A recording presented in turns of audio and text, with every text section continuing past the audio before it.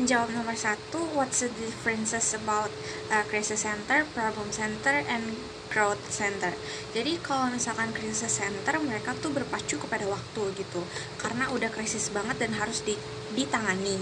Misalkan kita bisa ngambil kasus dari pembulian yang ada di BINUS, karena itu udah tersebar luas beritanya sehingga harus cepat-cepat ditangani, maka itu bisa masuk ke dalam crisis center. Atau misalkan murid ada yang jadi pengedar narkoba terus BNN-nya udah nyampe, nah itu kan harus segera kita selesaikan, makanya itu masuk ke dalam crisis center. Kalau problem center ini lebih ke kasus yang tidak terlalu terburu-buru, harus diselesaikan dan berfokus kepada masalahnya aja. Misalkan kayak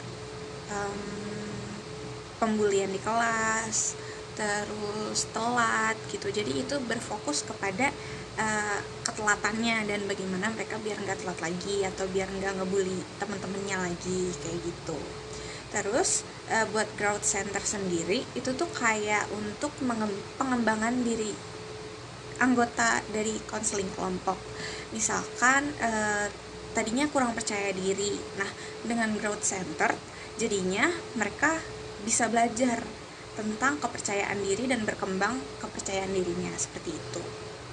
Jadi di konseling kelompok ini ada tahap awal yang awal banget, itu tuh isinya tentang bagaimana kan misalkan di dalam kelompok ada orang-orang yang kelasnya beda tuh, murid yang dari kelas yang berbeda-beda, latar belakang beda-beda. Nah mereka tuh biar nyaman gimana sih? Nah disitulah tahap awal, kayak biar mereka makin kenal, makin nyaman kayak gitu, sehingga nanti konseling kelompoknya berhasil karena sama-sama terbuka kayak gitu. Jadi membangun aliansi terapeutik di situ gitu di awal-awal. Jadi ada isinya ice breaking dan lain-lain. Nah setelah itu tahap awal ada juga menjelaskan tujuan dari kelompok ini, kayak counseling kelompok ini tuh tujuannya apa sih, kayak misalkan kalau misal di problem center mungkin karena mereka sama-sama telat gitu, jadi gimana caranya biar mereka nggak telat lagi kayak gitu. Lalu ada menjelaskan peran pemimpin. Jadi kita sebagai fasilitator tuh tugasnya apa aja sih, kayak memimpin berjalannya konseling kelompok ini. Terus kalau misalkan jadi mediator, misalkan ada cekcok di dalam konseling kelompok, nah kita menjelaskan tugas kita sebagai pemimpin kayak gitu. Terus menjelaskan kayak gimana sih kelompok ini bakal berjalan, kayak kita ngejelasin apakah kelompok ini bakal dapat tempat pertemuan, terus kerjaan yang ngapain aja, apakah akan ada tugas atau peraturan-peraturan kayak gitu. Nah terus di tahap awal juga mereka mulai membuat peraturan gitu, sehingga semuanya kondusif dan harmonis gitu. Jadi nggak ada yang saling ofensif atau yang satu lagi ngomong tapi satunya ngomong gitu. Itu bisa diperlakukan peraturan di tahap awal kayak gitu. Terus di tahap awal juga ada berisikan kayak harapan-harapan mereka pas mereka lagi mengikuti konseling kelompok ini. Kayak misalkan yang tadinya telat mau jadi telatnya lebih, kayak misalkan tadinya telatnya 15 menit terus jadi telatnya 5 menit gitu, makin menipis makin menipis. Jadi semua harapan-harapan juga ada di tahap awal ini. Nah masa transisi ini mulai masa di mana penyampaian masalah gitu. Jadi masalahnya ada apa, mungkin karena terlambatnya disebabkan oleh apa, apakah melewati jalanan-jalanan yang macet, terus kayak ada kendala pada motornya, atau anggota keluarga mungkin ada yang sakit. Nah di situ kita menggali permasalahan-permasalahan yang ada gitu. Nah terus ada di tahap kegiatan atau kerja. Jadi di tahap ini kita mulai mencari solusi dari permasalahan-permasalahan yang dipaparkan oleh masa transisi. Jadi kayak misalkan misalkan ada yang permasalahannya dia telat karena ketiduran. Nah di situ kita bisa memberi solusi kayak mungkin pakai alarm 5 kali. Kalau enggak jam tidurnya jangan begadang, kayak jam 10, jam 9 udah tidur, jadi nggak bakal ketiduran karena kecapean seperti itu. Terus di tahap penutup itu isinya kayak seputar refleksi-refleksi, terus kayak komitmen mereka ke depannya mau kayak gimana, kalau misalkan terlambat nanti kenapa, nanti kalau misalkan gak terlambat kenapa, seperti itu. Isinya komitmen-komitmen apa kayak apakah tujuan dari konseling kelompok ini ter tercapai, terus kayak refleksi-refleksi gitu.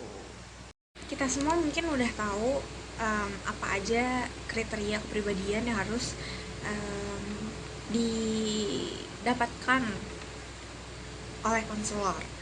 Nah, ada kayak pendengar yang baik, karena kita sebagai konselor harus menjadi pendengar yang baik kan.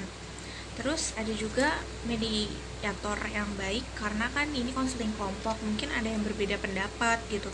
Jadi kita harus bisa menjadi mediator yang baik gitu. Kayak nanti kita harus bisa tegas di saat situasinya yang melanggar rules, atau bisa proaktif juga agar kelompoknya bisa apa ya, ada terjadi timbal balik gitu. Nah, terus juga kita harus berempati tentu saja kepada konseli kita, pada anggota kelompok, konseling kelompok gitu. Terus tugas kita sebagai fasilitator atau pemimpin dalam konseling kelompok, kita juga harus memiliki kriteria kepribadian sebagai pemimpin yang tahu arah gitu. Jadi kayak kita mau konseling kita nih arahnya kemana gitu. Kalau misalkan udah melenceng, ya harus kita benerin lagi gitu, biar pembahasannya tuh nggak keluar dari topik yang ingin kita bicarakan, seperti itu. Terus juga kita juga harus terbuka, harus ada aspek keterbukaan gitu. Karena kalau misalkan kita juga nggak terbuka, ya bagaimana si kelompok ini akan nyaman dan terbuka dengan programnya gitu. Karena kalau misalkan nggak terbuka kan jadinya kayak diem-dieman gitu, jadi konseling kelompok tidak akan terjadi gitu.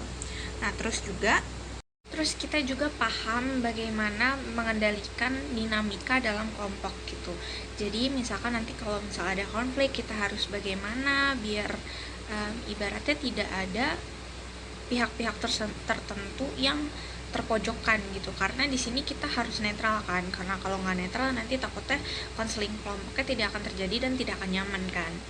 Jadi kita harus tahu cara mengontrol dinamika kelompok tersebut gitu. Kalau misalkan udah nggak kondusif, kita harus kayak gimana, atau kita harus memulai step selanjutnya itu juga kayak gimana. Nah, kita harus tahu.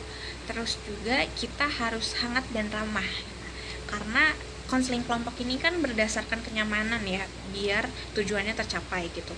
Kalau misalkan kita jadi konselor yang judes gitu, mana ada orang yang bakal terbuka gitu di konseling kelompok itu gitu, kalau misalkan fasilitatornya aja judes dan tidak ramah kayak gitu.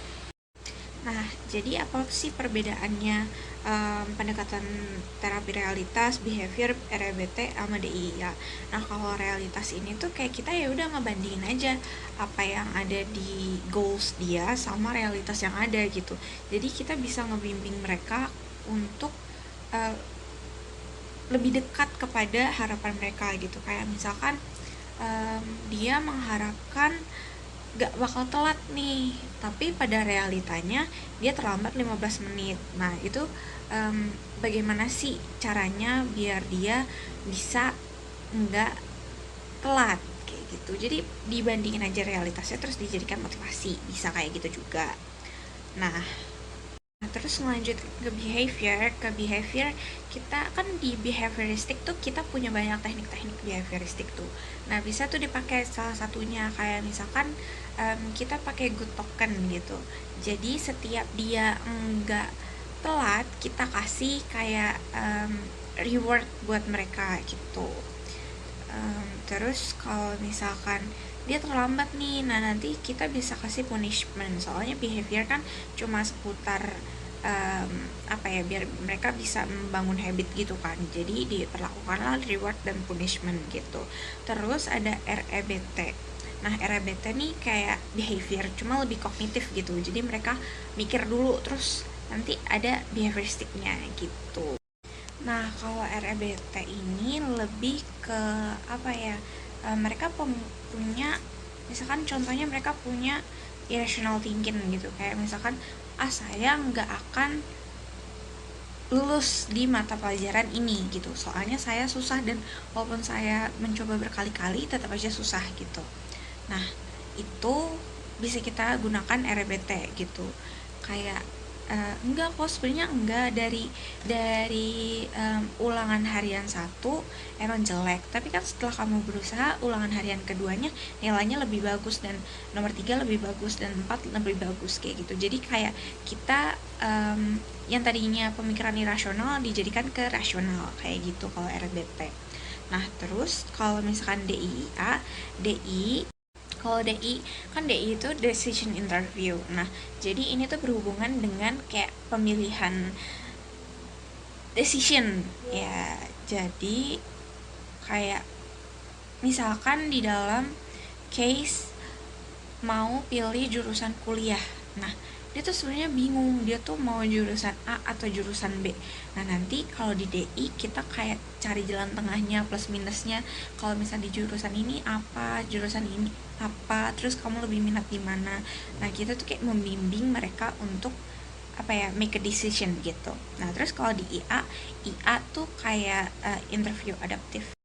Nah, ini akan ini interview for adjustment kan. Jadi ini tuh tentang kayak apa ya? Cara orang untuk beradaptasi gitu.